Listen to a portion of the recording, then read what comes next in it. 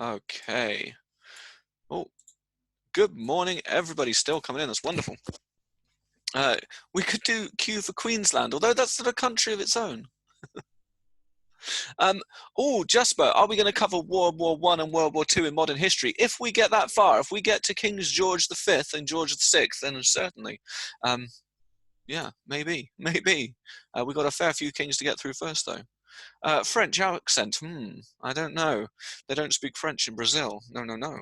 My Portuguese accent, I'm not so good at that. I can give it a go. My Brazilian Portuguese accent, even worse than my standard Portuguese accent, to be honest. Right. So today we are going to Brazil. Let's see where that is on our map, ladies and gentlemen. Here we go. It's in the green. We can see that Brazil is in South America there, in our green continent on this map. And Brazil is pretty big. It's a pretty big country. It's famous for a lot of things. I mean, number one, we've got the guy behind me up here. Let me make myself a little bit bigger here. Here we are. This is JC. Hello, JC. Hello. Oh, interesting, JC. I didn't even know you could talk. Oh, yes, I can talk. Oh, great. Why are you Welsh? Well, I was born in Newportsea. Were you? Yeah, I'm not actually Jesus. I'm a statue. Weird. Okay. Weird. Oh, I should have worn carnival clothes, shouldn't I? I'm going to show you some carnival clothes. Yeah. Yeah. I'm a bit disturbed by the statue behind me now. We could talk about. Oh, we could. Okay, so we're Brazil down in South America, a great big country. Let's look at it in a bit more detail here. We can see the capital city. Some people think the capital city is Rio de Janeiro. It's not Rio de Janeiro. It's Brasilia, of course. Here we go. Rio is probably the most famous city in Brazil, though. And we'll see some pictures from Carnival and things later.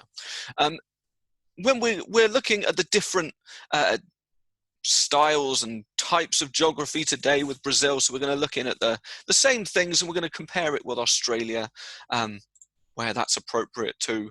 And already we can see on the map that Brazil has got two important features that we're going to look at: the Amazon River and the Amazon rainforest. I'm sure a lot of us have heard of that.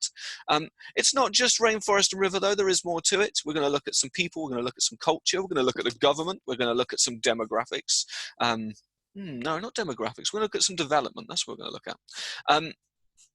Oh, brilliant. So, Laura, your mum's best friend was a coach in the Olympic Games in Brazil. That's amazing.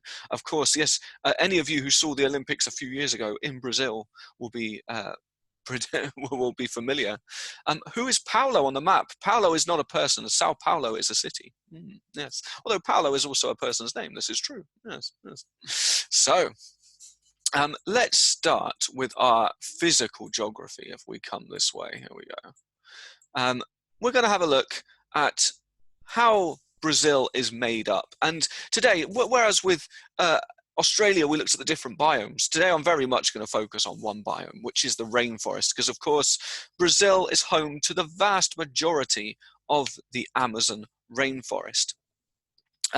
It's not pure rainforest in Brazil. There is other lands too. Towards the south, it tapers away and becomes grasslands and things.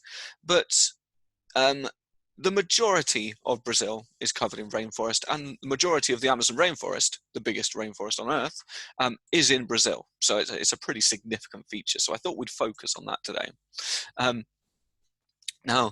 That's good. Some people saying they know about the rainforest. That's good. That's good. I'm sure we've all heard of the rainforest. Now, the Amazon rainforest is a pretty important ecosystem. It's quite unique. There are other rainforests around the world, but they all have their own different creatures and plants in them. And so the Amazon is unique to itself, as well as being, in some ways, a typical rainforest. And rainforests are so called because they are forests and they're very rainy. There you go. Kind of straightforward, I guess. So it's raining every day in the rainforest. Rainforests, they don't have seasons like you might be used to. If you're living in the UK like me, you'll be used to summer, winter, spring, autumn, or it feels like mainly winter. I don't know. This is good. Zakia, you've written an essay about a rainforest. That's very cool. Yeah. John, you do make a point. Forests don't rain. Yes, the forest itself is not raining. It is a forest into which rain falls. No, that's an important distinction, I guess. Clouds rain, I guess.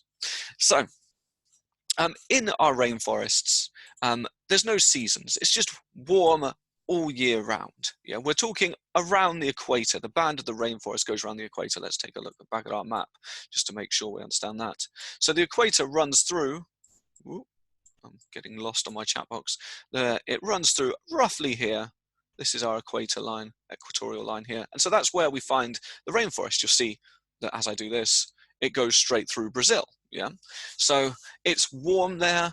It's not seasonal.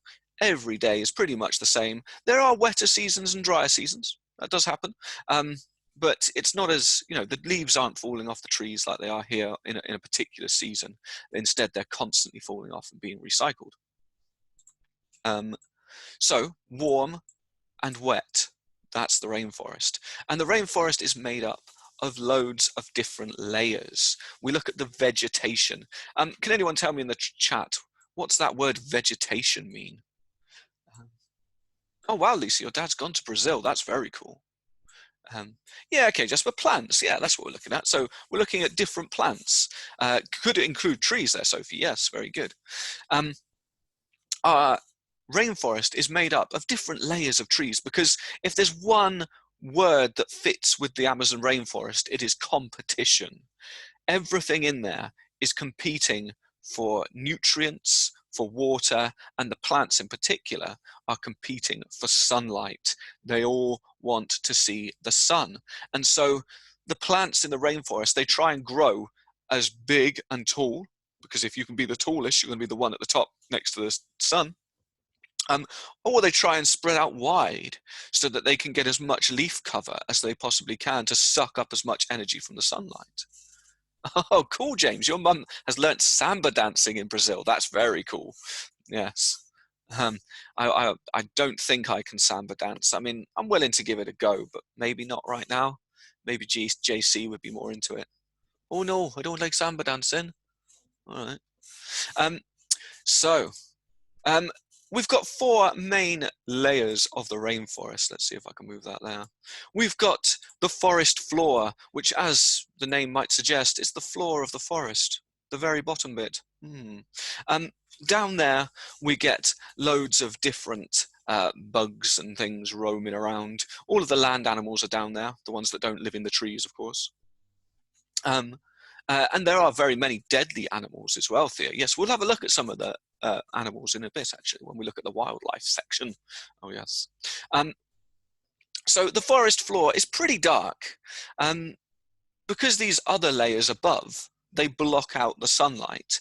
The plants on the forest floor, they have to be pretty hardy, and they have to be able to survive with little sunlight. They have to hope that something happens in the upper canopy to let sunlight through. Maybe a branch falls off a higher tree, that kind of thing, so they can start growing.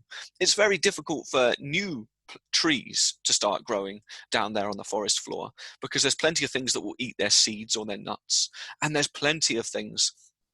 There's not enough sunlight. So if you are a seed in the rainforest, you want to try and find yourself in an area with a gap in the canopy so you can go up, but more on that in a second. Then we've got the understory, which is the next layer up.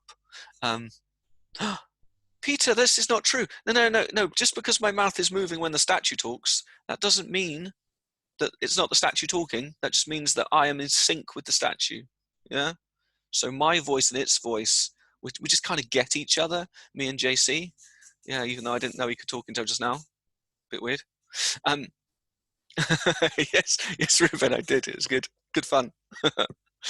I am not making that up. So the understory is we've got this low level of plants they try and get like nice spidery, ferny leaves so they can get all over the place. They can spread out as far as they can to try and suck up any sunlight that they can get. But they are defeated by the canopy. Now, if we have a look at this picture of the wonderful Amazon River, or at least a stretch of it, you'll notice that it looks from above like a great big grassy field or something, the Amazon. There's a huge, great big blanket of leaf cover, and that's the canopy. A canopy is like, you know, the top of a tent or something. And it spreads out all these trees, thousands and thousands and millions of trees. They're trying to spread their leaves out and suck up as much sun as they can get. And so that's what we see majoritively there, the canopy, that big wide layer where everyone's sucking up the sun. But above that, you get the lucky guys. You get the guys who push that little bit further. And these are the emergent layers. These are the trees that pop up above the canopy to take more than their fair share of the sunlight. And will there be parrots? I haven't put parrots in, but I could put parrots in. Yeah, I could do. Yes, maybe I'll find a picture of a parrot when we come to the wildlife bit. Yeah. So yeah, these trees can be incredibly tall. And they're the lucky ones because they don't have to fight.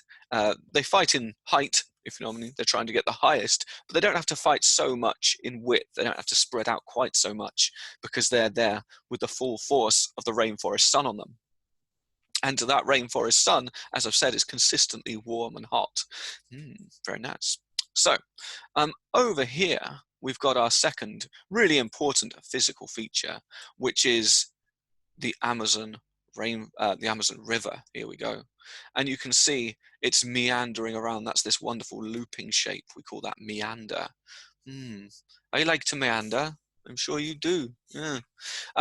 It's nice and slow, the river here. Now, at the start of the Amazon, it's a bit of a cheat because the start of the Amazon isn't in Brazil. It's in its neighboring country of Peru. And it starts up there high in the Andes Mountains. It's just a tiny trickle. Yeah, no, there's not much to it at all. In fact, we're not entirely sure if it really does start in Peru or not. There are multiple different sites which might be the start of the Amazon. It's argued about still by geographers up and down all around the world as to exactly where it starts. Yeah, that's a good way of looking at it, Rube. Yeah, it looks like a horseshoe, doesn't it? Yeah. These meanders, they don't happen at the start of the river. The start of the river is fast flowing, really, really sort of straight, and the energy goes down, so it cuts downwards. Whereas once it gets out into Brazil, on its meandering way from Peru, the river starts to get incredibly wide and it starts to slow down. The water in there is moving more slowly, and that means that it creates these wonderful curves as it cuts through different kinds of landscape, making these beautiful loops. And so, and these loops, they're not stationary. They change over time. At some point, you can see here that this area will be eroded as this loop gets wider and this loop gets wider, and eventually they'll come together and this whole area will be cut off and it will just be straight again. Yeah, and that's what happens with all meanders. Eventually they get eroded away. It might take quite a while. Could take, you know, hundreds of years. I've been around for nearly 100 years. I'm nearly 100 years old. That's nice. Yeah, he was built in 1922. They started building him, so nearly 100 years for old JC there. Yeah, now that's a good one, Aisha. The Amazon is the second longest river in the world, probably, possibly. It's either the Amazon or the Nile, and because we're not entirely sure where the Amazon starts, it's very difficult to figure out which way. Yeah. So the Nile, it would seem, is probably about 90 miles shorter than the Amazon if we're measuring both rivers right. But that's very difficult because no one's entirely sure, or most people aren't entirely sure where the Nile begins. There's a couple of theories to that, and no one's sure at all where the Amazon begins. So it's probably the longest river Amazon is in the world, with the Nile being in second. Yeah, but yeah, it's difficult. You talk to different geographers, they might tell you that the Nile is the longest and the Amazon is the second longest. So yeah, Lisa's putting her her vote in there for the Nile being bigger. Fair enough. I'm not going to argue with you. So that river is full of wildlife itself. So the rainforest full of creatures, the river full of creatures, and we'll look at some of those creatures in a bit. But the Amazon, it wends its way. If we go back to our map, if we can find it down here, it wends its way. So it starts at this side, up here in Peru somewhere. It comes down and it leads all the way through Brazil with lots of other rivers joining it. We call these little rivers tributaries, and they connect with the main wide river, and that washes out through the mouth of the river into the Atlantic Ocean, taking all those wonderful nutrients with it. So one of the reasons why the rainforest is so healthy and green and wonderful and so full of life is because of the river. The river is like its veins, if you like, spreading water all around that area so that trees and plants and animals can drink it, which leads to a wonderful array of life. Probably the most biodiverse place on Earth, which means that there's more species of plants and animals there than any other single place. There are piranhas, Eva. I will show you a picture of a piranha in a minute. Yes, yes, yes. Some of my favorite Amazon creatures actually live in the river. Yeah. That's right, Laura. Yes, it carries minerals all the way down. So some of those minerals that reach the Atlantic Ocean will be all the way from Peru. They'll have come out of the rocks and they'll be carried all the way along. Most of them will be dropped off along the way to feed the rainforest itself, of course. But I'm sure the odd bit gets out to the Atlantic Ocean and is pretty surprised about what's going on there. Must be very bizarre, I think, being a water droplet and finding yourself in the sea. Yeah, must be a strange current, I reckon. Um, oh, so we've got a lot of people saying that the Nile is the longest river. Oh dear. How big is the river Amazon? I think it's about 6,000. In fact, let me bring that up because I've got it here. Instead of me just trying to guess here, let's add in our stats here. Oop. Okay, so here we've got our stats for Brazil. The capital, Brasilia, we've already said that. The tallest point is Pico de Neblina, 2,995 meters tall. Now, that puts it a little bit higher than our tallest point in Australia. So there's a pretty substantial mountain there. The biggest lake, Lagoa de Patos, which I believe means Lagoon of the Ducks, which is cool. Massive duck pond, why not? That's 10,100 kilometers squared. Now, the Amazon, the number I've got here, and I've seen different numbers because no one's quite sure. The number I've got here is 6,400 kilometers. I've seen 6,550 kilometers. I've seen 6,600 kilometers. So, I don't know. It's yes, it would be huge ducks, wouldn't it, Elizabeth? That would be the lagoon of the huge ducks. Yeah. If anyone's seen, oh, there used to be a children's program with a yellow duck called Pato, didn't there? And I assume that's Portuguese for duck. Yeah, it makes sense to me. Yeah. Or very big duck. Yeah, if it's in a very big lagoon. Yeah. Killer duck? No, James. No. The duck is fine. The duck is calm and lovely. We'll come back to the bordering countries in a minute. So let's take a look at what's going on. Why does it rain in the rainforest all the time? Why doesn't it just, sunny some days, rainy other days? And this will help to explain it. So if you know anything about the water cycle, hopefully you guys know something about the water cycle, how water, it goes round and round. Yeah, it doesn't just fall out of the sky and disappear. It falls out of the sky, it goes back up to the sky and falls out again. Yeah, that's essentially what water does on our planet. Now, in the rainforest, this happens incredibly quickly. Now, the kind of rainfall that we get in the rainforest is called convectional. Now, that's a fancy way of saying that the rain is going up and down. It's going in a cycle. Yeah, it's convectional because it's sucked up from the leaves by the sun. It then condenses up in the sky, just like if you breathe on a window and it goes all foggy. That's what a cloud is, essentially. So the water, it's on the leaves, it gets sucked up. The sun makes it into these clouds. Now, in a water system, a water cycle like in the UK, it might take a long time for this to happen. yeah, evaporation, which is the sun sucking up water, that takes a bit of time usually in the UK. We really only see convectional rainfall, sorry, in the summertime, because it needs to be quite warm. Yeah, in the winter we don't really get convectional rainfall. It takes too long. The sun isn't sucking up enough or evaporating enough liquid. In the rainforest, this happens really quick because the sun is really bright and warm. So those clouds, they go up. Now, in the UK, once a cloud has formed, it kind of bumbles around a bit, you know, floats here and there with the currents in the air, just bumbling about. But in Brazil, in the rainforest, it doesn't have much time to bumble about because they fill up so quick and they get so heavy so quickly because there's so much evaporation that they start raining down again. So that, oh, that's a good question, Amelia and Benjamin.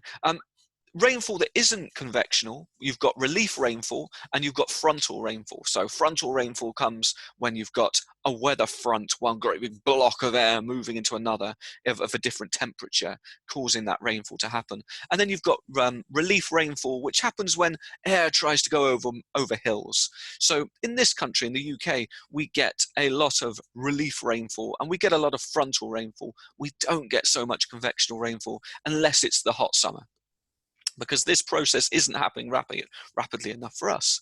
Oh, Inea, we are in Brazil today, so we're having a look at the Amazon rainforest right now. Yeah. We'll go back to the map in just a second, James. I'll just finish with this diagram, and I'll take us back to the map. So, the rainfall, it's sucked up really fast because it's so hot. That forms clouds. It condenses into clouds really, really quickly. Those clouds get heavy incredibly quickly because there's so much evaporation, which means they start to fall. Precipitation, the water comes down as rain in the rainforest. Now, the trees then, a lot of that water gets caught on those big wide leaves that I told you about, who are trying to suck up the sun. But a lot of it runs off down to the forest floor, where it will, be great for creatures to drink and things. A lot of it will end up running into the Amazon River, making that river even wider.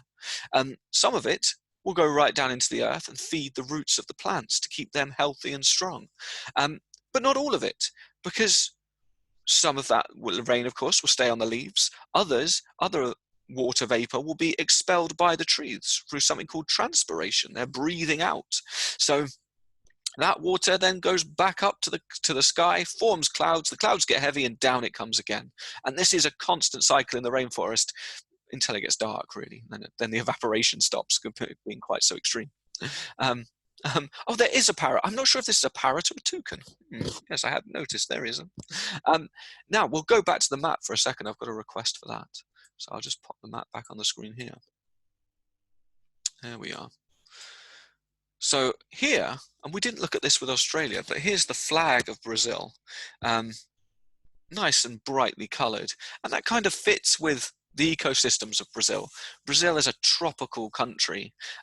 It's on the equator, and it's very, very bright. I mean, if you go into the rainforest, we can see just a couple of examples of bright animals here. We've got our toucan with his bright face and his bright beak, and then we've got our monkey here with its big red face. It's always nice to have a big red face, isn't it?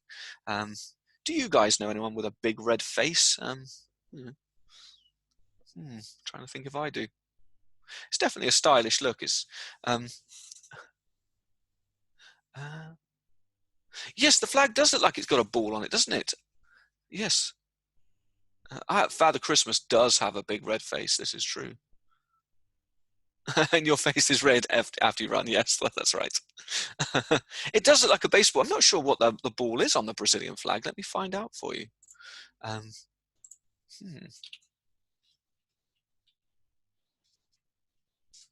Might represent the world or something. It says here it is a blue sphere in which there are 21 stars, one for each of the Brazilian states, as of 1889. There you go. Sounds fun. We'll call it a cricket ball. It's all right. Rio is your cat's name. That's cool, Iona. Yes. I know your cat's name is Rio. Is Jesus the reminder stands for Brazil behind you? Yes. Oh, I see. Yes, this is Christ the Redeemer up behind me. He was built nearly 100 years ago, and he's supposed to be a worldwide symbol of both Christianity, but has kind of become a symbol of Brazil. Prophet Isa for those Muslims out there, and he represents, he shows us that Brazil is majoritively a Christian country, majoritively a Catholic Christian country. And he's there in his crucifix stance, so he's redeeming the world through his sacrifice, through his death. He brings forgiveness to all people. That's what Christians believe, at least. Or you could look at it another way. He's just getting ready for a great big hug. I do like hugs. I do like hugs. I haven't been hugged for ages. I'm waiting for people to build another great big statue that's equally big so I can hug it. Oh, okay. Yeah, he's not actually Jesus. He turns out to be a Welsh statue. I don't know why. I hadn't really thought it through. Oh,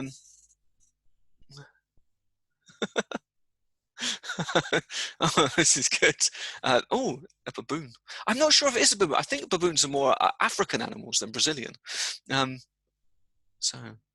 Thank you, Elizabeth. Yeah. That's our water cycle over here on the left. On the right, we've got the nutrient cycle. So we're seeing how the food goes round. Oh, not a sloth either, Kyle, although sloths are really, really cool. Do you say sloth or sloth? I don't know. You choose, I guess.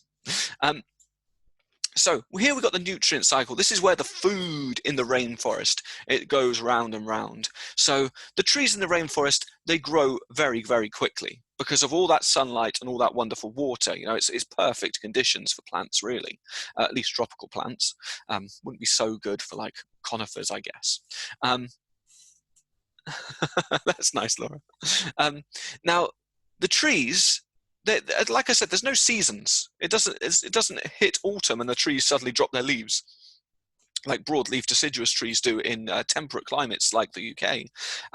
Instead, what happens is all year round, bits of the trees are dropping off. Here and there, a bit after another after another. Now, as those leaves and things, they hit the floor, they start to decay, break down, rot, and that makes lovely food for the trees. Yeah, so they're eating each other's leaves and things. Now, on the forest floor, we call that humus, just like that stuff that you dip your celery into. It's not, you wouldn't want to eat it if you were a person, but it's wonderful for plants.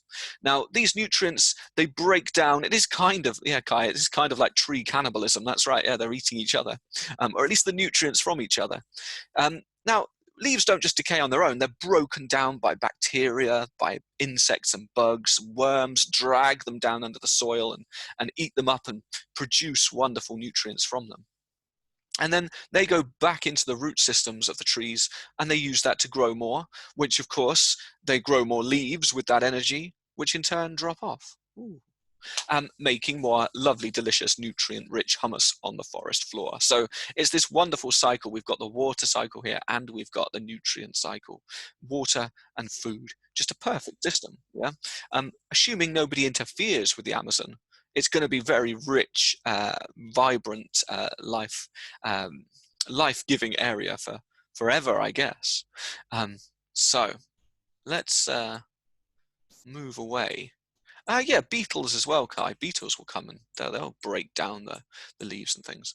Let's take a look at how some animals work in this ecosystem. Now, this is just a little sketch that I found to... I'll come back to the biggest lake in a minute. It was the Lake of Ducks, but I can't remember the Portuguese name. Something de Patos. Now, over here we've got what we call a food web. So this shows us roughly, basically, how different animals manage to survive in this environment, in this ecosystem, and what eats what. I love spider monkeys too, Iona, yes. Now, here we've got, let's start with, here we've got some kind of seed pod, coming off of a tree. And that can be eaten by the toucan. It might even be a nut pod. So the toucan eats that. Now, that's a straightforward something eats something else relationship. But of course, sometimes it gets more complicated than that. Because here we've got plants, which are then eaten by these little ratty-type creatures called agouti. Yeah. Now, they eat the plants, but they in turn are eaten by this silent killer up here, the jaguar, who's also chowing down on golden lion tamarins. More on that one in a minute. I've got a photo of that one. And tapirs. I love a tapir. Oh yes, I love a tapir. I cannot lie. We've also got boa constrictors who are eating the poor old golden lion tamarins. These great big snakes that could be many meters long. Also, we can see here from this arrow, this snake is also eating the poor sloth. He's too slow to get out of the way. The snake comes along and eats him up.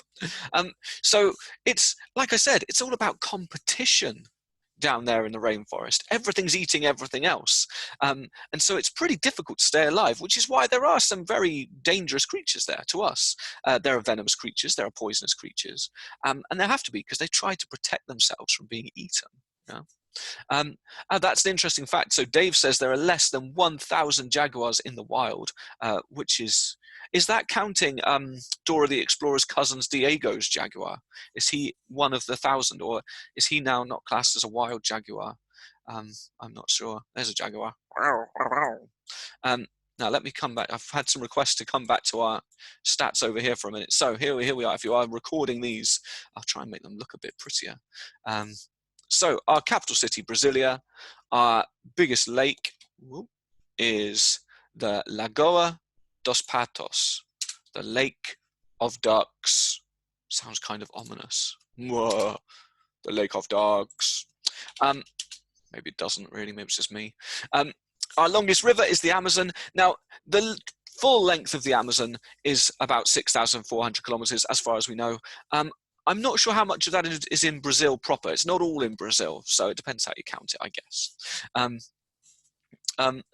No, Peter, I'm not. No. The statue can talk. It's amazing, really.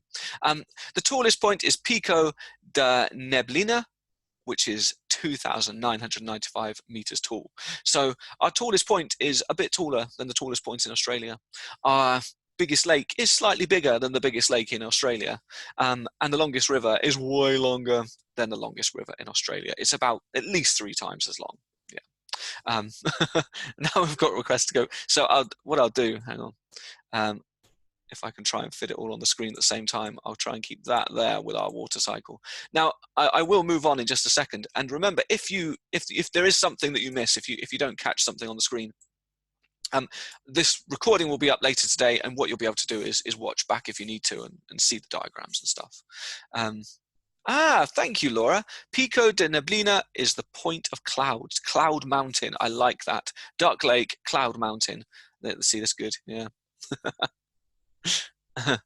Oh, what does the sloth eat? So sloths, as far as I know, they eat vegetation. I think they're vegetarian, I think. So they eat a lot of plants. They'll eat nuts and fruit. As far as I know, they don't eat bugs, but maybe they do. I'm not much of a sloth expert. That's an interesting question.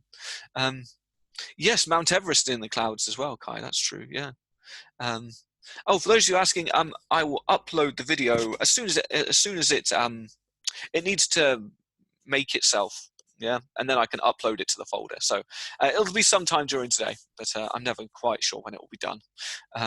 Oh, I missed the spider monkey. Let's go back and look at some more creatures. So once again, if you do need to see some of this information, please do check out the recording later, and you'll be able to catch up on it and pause it where you want it to be paused.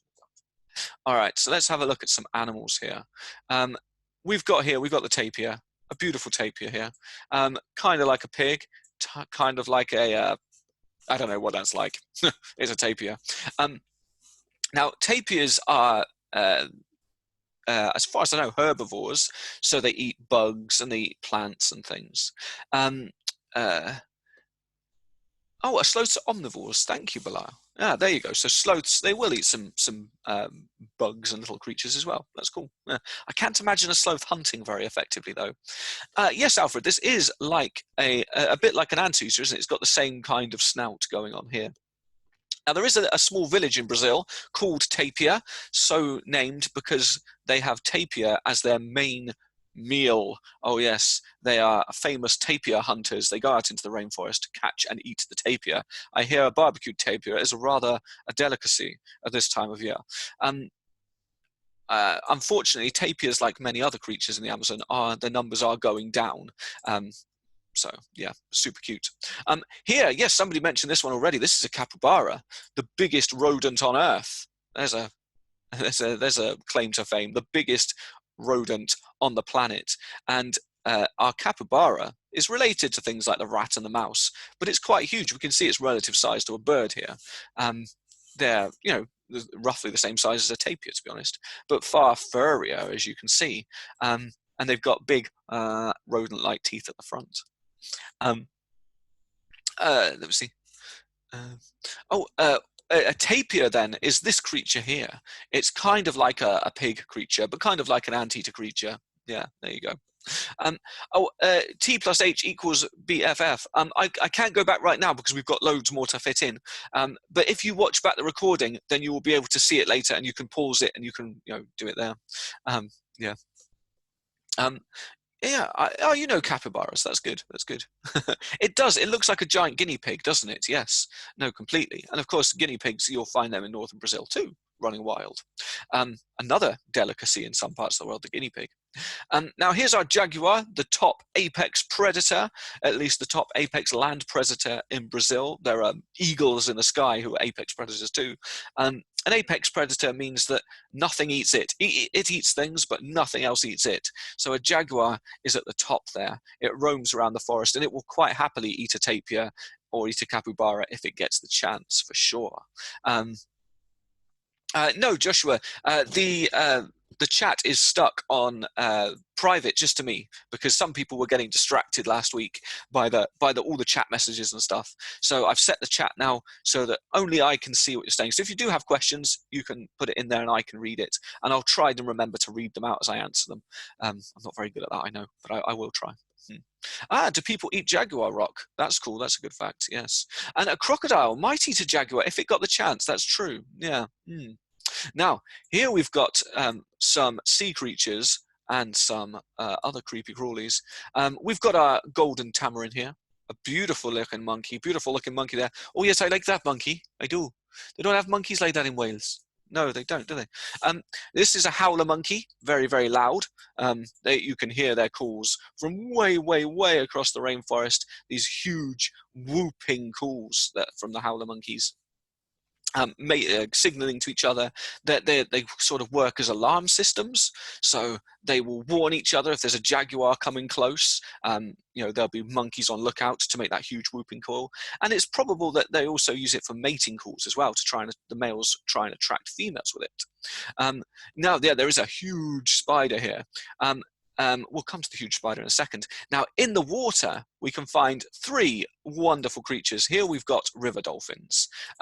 They are like dolphins who live in the sea, but they are called river dolphins because they live in the river. Sometimes these river dolphins could be pink river dolphins, which is quite amazing. Now, the water of the Amazon River is very, very mucky. Yeah, and that's not from pollution and stuff, although that sometimes plays a part, but it's mucky naturally because it picks up so much silt and so many nutrients that it's very murky.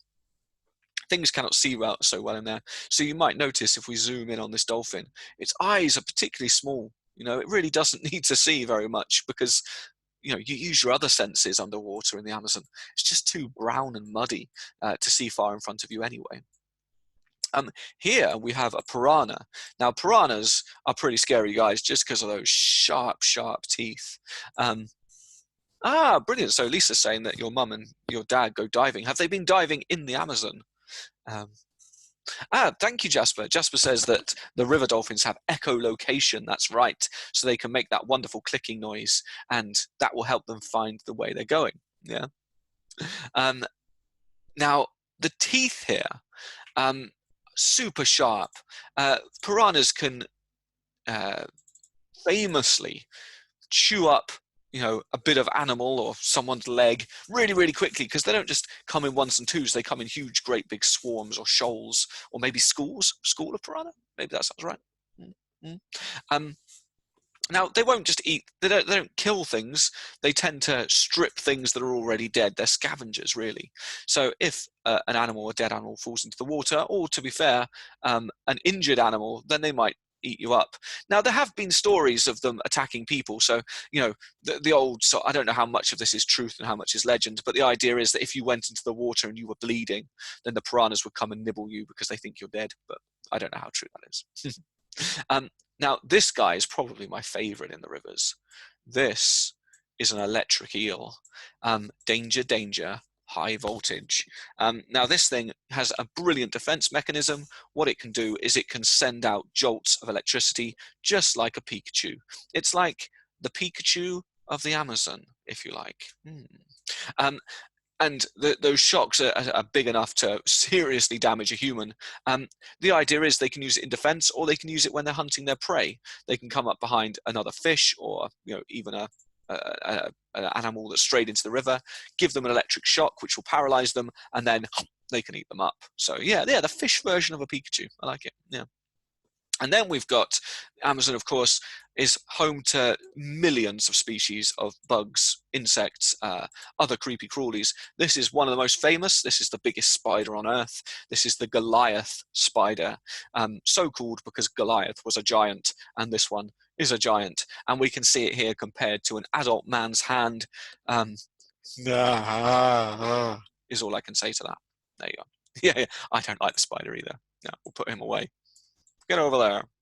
Okay. Oh, that's a good question. I believe the electricity comes from all around it. I don't know if there's a particular spot, but I haven't looked that up. I kind of got the impression that the electric eel just sort of released voltage throughout its skin. But yeah, maybe it does have a particular point where it shocks you with. I don't know. Yeah, no, that's true, Ruben. It should be yellow, shouldn't it, if it really is a Pikachu? Yeah. What's a Pikachu, Laura? Whoa, a Pikachu is a Pokemon. It's a pocket monster. It's an electric mouse pocket monster. That's what a Pikachu is. They might not be real. Why are the dolphins sometimes pink? Just because one of the species of dolphin is the pink river dolphin. I mean, you can see that this one is slightly pink. Yeah. They're not like bright day-glow pink, but yeah, pinky for sure. Okay. So we'll leave our animals and our physical geography behind for a minute, and we'll go and take a look at the government. We'll just be quick with this one. So the government here, Brazil is ruled by a president. The current president is this man here, Jair Bolsonaro. Now, Bolsonaro has been causing waves. He has interesting views on the rainforest in particular. He comes to the UK media for his views on the rainforest. He was elected by a huge amount of people, though, so he was very popular. I assume he still is very popular in Brazil. But it's quotes like this which make him famous around the world. We preserve more rainforest than anyone. No country in the world has the moral right to talk about the Amazon. You destroyed your own ecosystems. So he's quite controversial, because whereas the president before him, she was very big on trying to protect the rainforest and look after the ecosystems and cut down on illegal logging and things like that. It seems that Jair Bolsonaro goes a bit the other way. He thinks that they can use the, he's the president, Eleanor, yeah.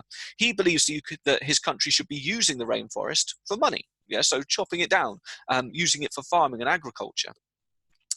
He is planning to take land away from native peoples, more of which we'll see in a bit. So he has a very different idea of how to make Brazil a good country. And people who love the Amazon, they're not too happy with him for doing that. Yeah, he seems not to care about the rainforest as much as some others do. But then, on the other hand, his priority maybe is for the people of Brazil, not the rainforest. I don't know. It comes down to what you believe a president should be doing. Some people have uncharitably called him the tropical Trump, because he's a bit like Donald Trump, but he lives in the tropical area of Brazil. So there you go. I think there are big differences, though. Jair has been accused of being not a very nice guy in terms of racism and things like that also. But, it's not really my position to sit here and complain about other countries' leaders. That's not really what I'm here to do. So, yes, that's right. Yeah, Brazil is not going through their quarantine quite as quickly as other countries. That's for sure. Yeah. So that's the president. It's a democracy in Brazil, just like Australia. This is the president. Just like Australia has a prime minister, or America has a president. That's where Jair Bolsonaro fits in. All right. Oh, hang on, I've lost my chat. Let's bring it back. Okay.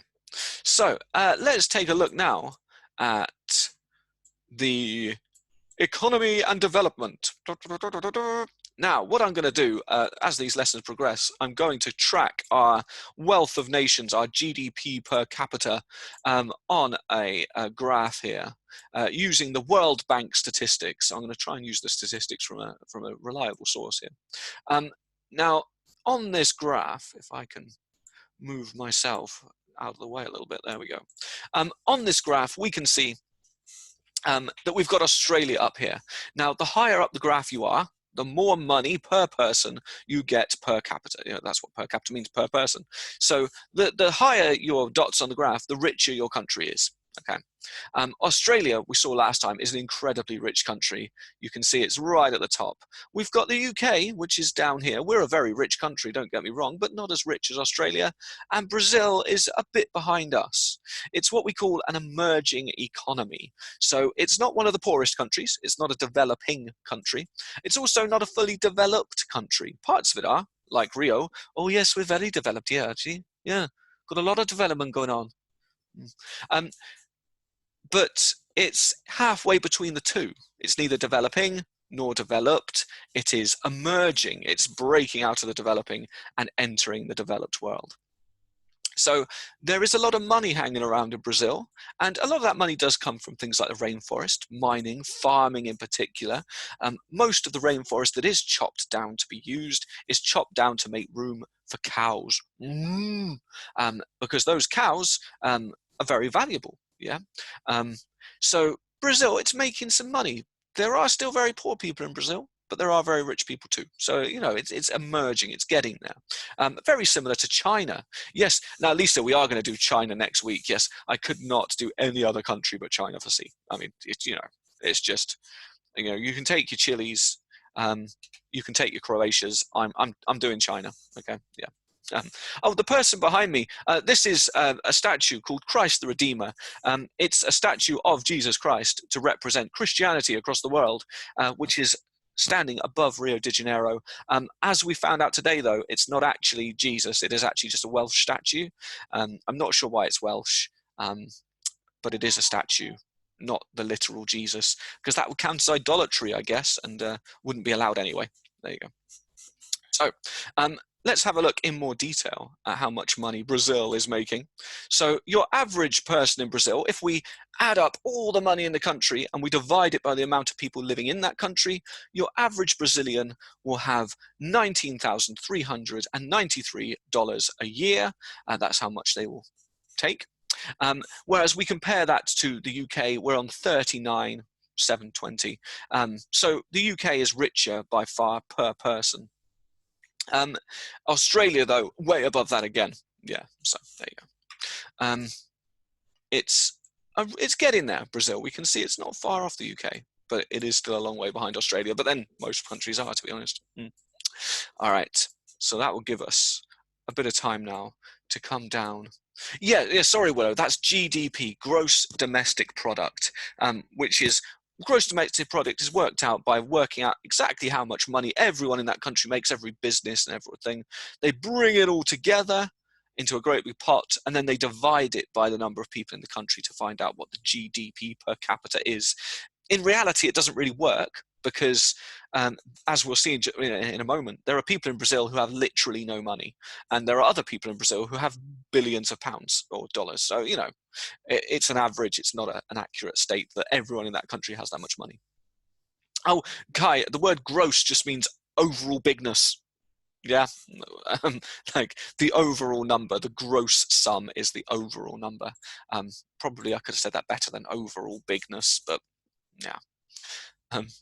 The richest country in the world, that's a good question. It might well be the USA, it might be China. I don't know. I'll have to find out for you, John. Yeah. Okay, let's come down to some culture over here. And, oh, here we go. So one of the headlines for Brazil, of course, is Carnival. Okay, so Carnival is something that happens in all Brazilian cities, or most Brazilian cities. I know that watching out there are some people who live in Bridgewater. Shout out to the Bridgewater Massive. Bridgewater has its own carnival every year. which is, it's kind of like this. If you imagine the Bridgewater Carnival, but instead of being cold and raining, it's really hot and sunny. And instead of it being strange looking people on tractors, it's beautiful people dressed up with feathers. It's kind of the same thing, yeah? Equal amount of lights, maybe a little bit more dancing in Brazil than the Bridgewater Carnival, but yeah. Thank you, Laura. Qatar counts as the richest country in the world. Very cool. Good fact. Thank you, Evan and Imogen. I'm glad to see we've got some Google fooers out there. That's good. So Qatar counts as the richest. I like it. So we can see here this huge, here we've got a woman dancing around, dressed in all these beautiful, like feathery costumes. Someone's been to Qatar. That's very cool. And here we can see a huge carnival float. So this is a moving festival of color and decoration, and you can see how big it is by the women dancing around on top and along it. And you can see the huge crowds in the background, all dancing around and celebrating. Oh, now that's good. I don't know how many carnivals there are each year. Easter time is the traditional sort of carnival time for Mardi Gras, Fat Tuesday as they call it in English. And so, yeah, they're usually linked to Christian holidays, but not always. I believe there are some more secular, so non-religious festivals nowadays as well. You know, the reasoning behind them change, but there's at least one each year. Different cities have them at different times, maybe, and you know, it's a bit of a cornerstone of Brazilian culture, at least in the cities. Yeah. So, oh, here we go. Yeah. Ooh. Hello. All right. Now, it's not just carnival that Brazil is famous for. Apparently, and I'm not much of a sports fan, but apparently, Brazilians are quite good at football. Yeah. This guy is named Ronaldo, something like that. And he's one of the more famous footballers from Brazil. Apparently their team does quite well in things like World Cups and stuff like that. I do question this man's haircut, but, you know, apparently he's a bit of a legend. So other footballers include Pele. Yes, Pele, he's super famous as well. He was a footballer back in like the 60s and 70s or something. But yeah, Brazil, like a lot of South American countries, they take football very, very serious. They love to play football. It's the national game of a lot of countries. So yeah, Brazil famous for its football. Not just that though. Somebody already mentioned a few years ago the Olympics took place in Brazil, and they showed off all their athletic stars and things like that, the swimming stars. So yeah, quite an amazing a sporting nation as well. I can't really say much more about that because I don't know much about sport at all. I don't know if JC does. No, you see, I'm kind of stuck in this position. I can't play football. I just got to stand here. That's my job, really. I suppose so. Ronaldo, that's right. Yeah, that's Ronaldo right there. Now, it's also famous for its music. This guy here is called Seu Jorge. He is a very popular Brazilian musical artist, plays his guitar, sings lots of songs in Portuguese. If we haven't mentioned it already, Portuguese is the language of Brazil. They do not speak English as standard, but Portuguese, because Brazil as a country was founded by people who came over from Portugal. Yeah. Yes, Abby says that his hair looks like the razor ran out of battery halfway through. Yes, it does, doesn't it? It looks like maybe he just forgot to do the front bit. I don't know. I'm sure it's stylish, really. I cannot play the guitar. I wish I could. This guy can. If you do fancy after this lesson hearing a bit of Brazilian music, I do suggest going onto YouTube and listening to some Seu Jorge, because he's very, very good and has that the really good sort of salsa samba-y kind of sound in his acoustic guitar, and I very much like his voice. I was listening to him this morning as I was getting this lesson together. So, of course, if we take away some of the Portuguese things, Brazil is also famous for its indigenous culture, so its native cultures. There are many, many different tribes that live in the Amazon. And a lot of them try to live in their traditional ways. So here we can see some traditional tribes people who have lived, their people have lived in, this could be, I don't know if these are specifically the Yanomami, Kai, but they could be. I didn't look, to be honest. But there are many, many tribes out there. We do, Elizabeth. Yes, it's all right. I'm going to get through it though. Yeah. So this guy, he's got a stick or like a very narrow stick put through his nose. The shamans of the tribes, they might put bones through their nose sometimes, or teeth. But the idea here is that these people traditionally live in quite a lot of harmony with the rainforest. Their lives are completely dependent on that rainforest ecosystem. They hunt the animals, they eat the plants, they use the tree barks and things for medicine. And as you can see here, they use animals for clothing. These guys are wearing parrot feathers as a headdress. We've got what looks, I guess, like a bit of jaguar skin around here. We've got beautiful face paint on our woman here with her more feathers or leaves, sorry, hanging down. So, these are people who have lived for hundreds of years in the rainforest. And some of these tribes are finding it very difficult. I don't know why the stick is through the nose. It might just be a fashion thing, I mean, people in Western culture, they get their noses pierced, don't they, Rock? Some people do, not everyone, or their lips pierced or their ears pierced. I suppose it's just an extension of that, really. Just a different way of doing it, I guess. We can see, the paint on their bodies, really cool patterns. But some of these tribes, what they can do is they manage to, modernize, and they manage to join in with Brazilian society. Sometimes they want to, sometimes they don't. So you might nowadays see tribes people walking around like this, but with Nike trainers on, or, a Brazilian football shirt, so there's a bit of a clash of cultures there. But there's not always a clash of cultures. There are some very, very rare groups of people. And here's a good picture here, if I meant it's big. This is a group of what we call uncontacted people in the Amazon. So these are people who have never come into contact with modern humans. They've never come into contact with modern life. They don't know what a car is or electricity, or, they've never heard someone speaking Portuguese, that kind of thing. Now, we have a photo of them because every now and again helicopters or airplanes will fly over and they will take photos of these people. But it's completely illegal to go and visit them. Yeah, the government of Brazil says you are not allowed to go there. Now, there are uncontacted tribes in other places on Earth. There are a few. There's some in India or islands off of India. I believe there's some in Papua New Guinea as well. But the idea is that these people, they have lived in this way for thousands of years. They're looking up at an aeroplane here, probably wondering what is going on. They've never, they must just think it's a weird kind of bird or something, I guess. They would have no real idea that there are people in it, I assume. But the idea is that if we as human beings met these people, we would give them diseases. When the first Europeans came to countries like Brazil and America in general, up to and around about 90% of the population died of disease. Yeah, it just spread through the Americas, and millions of people died. Because if you grow up in a society where where you're not used to things like the common cold or other diseases that we in the West or we in Europe have very, very commonly, and in most of the world now, then the smallest disease can kill you. So these people, you're not allowed to go and find them. You're not allowed to go and say hello. They are to be left alone in their wild places of the rainforest. That's the idea. It's all right. We don't need to run out. We don't need to panic. We're nearly out of time, but we're not out of time yet. We're going to go to the bitter end. Don't worry. Thank you. Sharina is telling me that electricity comes out of 3 parts of the eel's body. 4/5 of its body is electric. Ooh, babe.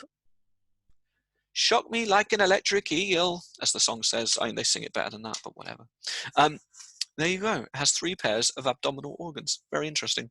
So there are these tribes that live in their own specific ways. And yeah, we'll leave them alone for now because, well, I'm sure they're perfectly happy living as they do in the wild with the tapir buddies, having a great time. All right. Thank you very much, guys. It was wonderful to take you on this little trip across Brazil. Tomorrow, please do join me. We're going to go to ancient Athens in ancient history, and we're going to have a look at them crazy Athenians and what they're up to. And then on Friday, we're going to go into the legend, the myth of Theseus, the founder of Athens. So that'll be fun too. It's wonderful to see you all, and I will see you tomorrow, hopefully. Thank you very much.